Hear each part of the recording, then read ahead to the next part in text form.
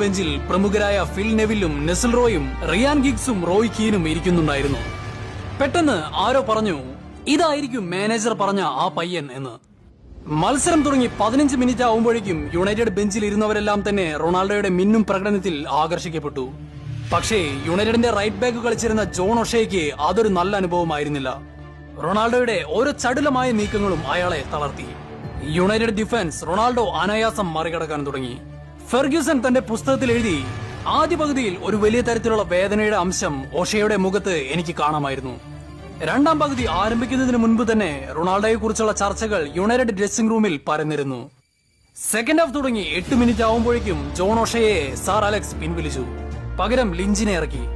പക്ഷേ റൊണാൾഡോയുമായി 1-on-1 situation വന്നപ്പോൾ ഒഷയുടെ അതേ അനുഭവം തന്നെയായിരുന്നു ലിഞ്ചിനും ഉണ്ടായിരുന്നത്. ആ രാത്രി റൊണാൾഡോ തീർത്തും അൺബീറ്റബിൾ ആയിരുന്നു. ഓഫ് കോഴ്സ് മത്സരം സ്പോർട്ടിംഗ് വിജയിച്ചു.